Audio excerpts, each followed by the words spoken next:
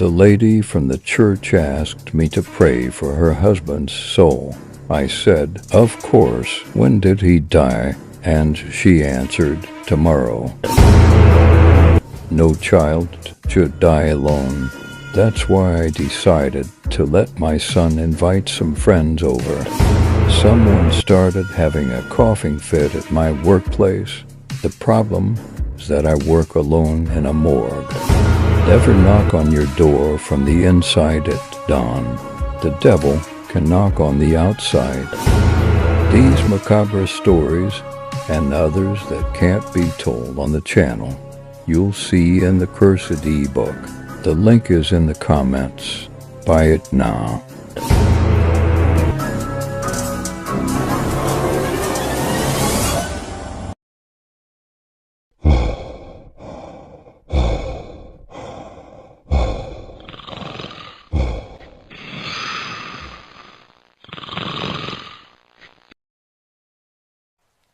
The faded, handwritten sign was barely legible through the dense fog that enveloped the orphanage's entrance. "Read the rules before going in at 1. The ink smeared and barely visible against the peeling paint of the old wooden board. The gust of wind carried the sign's eerie message, as if urging anyone who dared to approach to heed its foreboding advice. Jamie and his friends laughed nervously, their bravado masking their growing unease.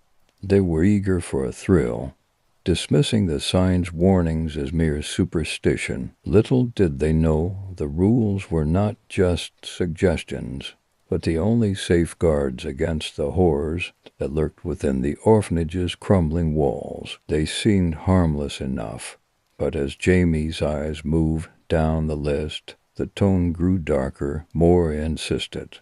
"Do not enter the basement," it read, followed by, "If you hear crying, leave immediately." A shiver ran down Jamie's spine as he read the final rule.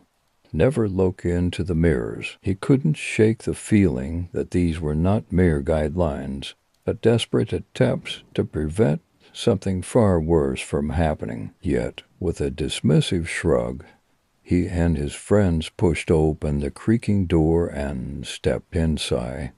The interior of the orphanage was just as eerie as the sign had suggested. Dusty old furniture they covered in cobwebs, and faded portraits of long-gone children stared down with hollow eyes. The air was thick with a musty odor, and the once grand hallways now seemed to whisper with the echoes of the past. As they wandered through the decrepit halls, Jamie's friend Mark jokingly pushed a door open, revealing a dark staircase leading down into the basement. The words on the sign flashed in Jamie's mind, but he shrugged it off, eager to prove his bravery.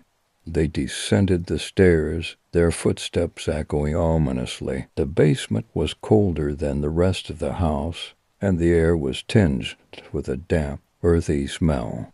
Jamie's flashlight flickered, casting unsettling shadows that seemed to dance along the walls. The basement was filled with old furniture draped in white sheets, their forms distorted and ghostly in the dim light. Jamie noticed an antique mirror propped up in one corner, its glass covered in a thick layer of dust. He remembered the rule about mirrors and felt a pang of fear, but curiosity got the better of him. "Hey guys, check this out," Jamie called, wiping the dust from the mirror's surface. As he did, he saw not just his reflection, but something else, an unsettling shadow moving behind him. He spun around, but there was nothing there, only the oppressive darkness of the basement. The air grew colder, and a soft, plaintive cry echoed through the basement. Jamie's heart raced as he looked at his friends, who were now visibly uneasy. They huddled together, their faces pale as the cries grew louder, more desperate. "We need to get out of here," Jamie said, his voice trembling. But as they turned to leave, the basement door slammed shut with a resounding bang.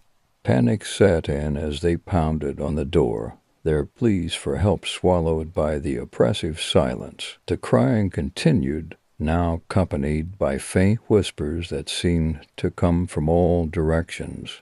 The shadows in the basement seemed to move, twisting and contorting into grotesque shapes. Jamie's flashlight flickered more erratically, casting eerie patterns on the walls. One by one, the friends began to see things, dark figures lurking just beyond the edge of their vision, sinister shapes in the corners of their eyes. The basement seemed to be alive, a malevolent entity feeding on their fear.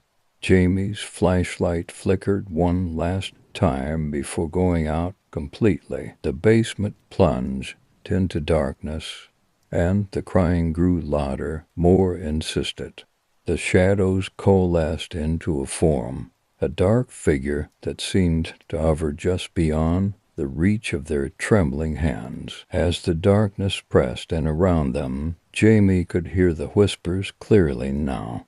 They spoke in a language he couldn't understand, but the tone was unmistakably threatening. The crying grew more desperate, and the whispers turned into harsh, mocking laughter. In a final act of desperation, Jamie and his friends huddled together, trying to find comfort in each other's presence. They chanted the rules, hoping that somehow adhering to them might protect them from the horrors that surrounded them. The basement door suddenly creaked open, revealing a sliver of light from the hallway.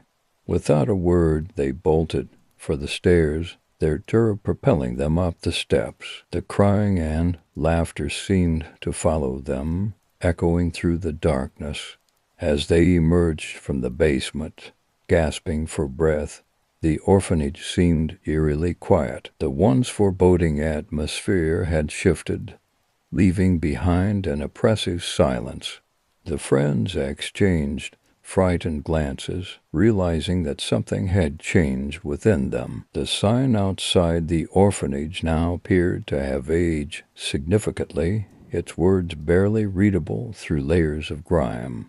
Jamie read it again, the rules now seeming like a cruel joke. Never look into the mirrors had taken on a new meaning, one that they would understand all too well.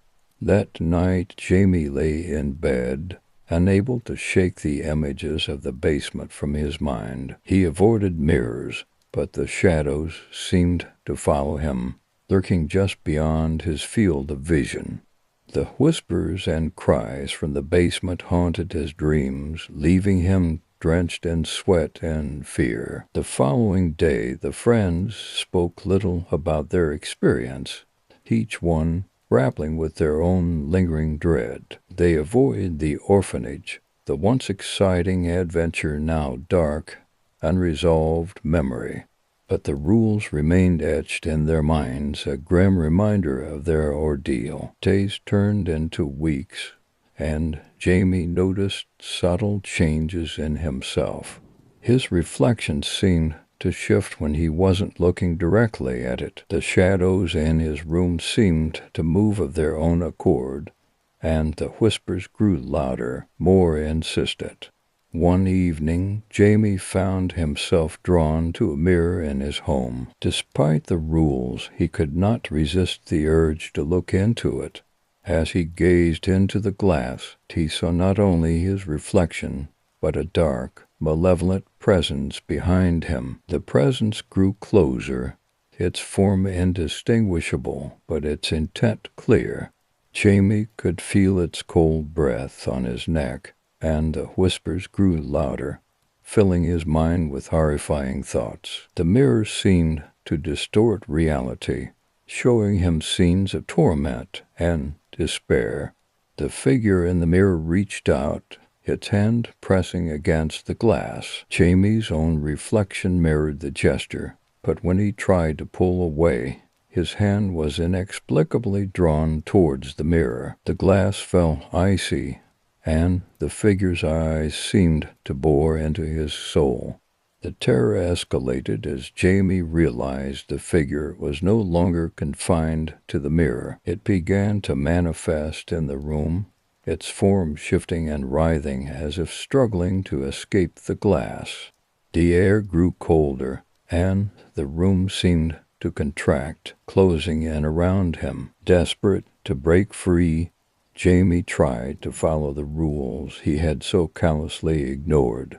He turned away from the mirror, but the presence seemed to follow him, its cries and whispers filling the room. The shadows danced along the walls, closing in on him. Jamie's friends, now mere memories, had each faced their own horrors after that night. The orphanage had claimed them just as it had claimed him. The rules, once dismissed, had proven to be the only barrier between the living and the malevolent forces that lay within. As Jamie's own reflection continued to distort, he realized the truth. Once you entered the orphanage, the rules became chains, binding you to the darkness forever. The mirrors were not just barriers, but gateways to a realm of endless horror. Jamie's final moments were spent in a frantic, futile attempt to escape. The shadows enveloped him, and the whispers grew deafening. The orphanage had claimed another soul, its dark influence spreading with each new visitor. The rules, once ignored, now ensured that no one would ever leave its grasp. Until next time, thank you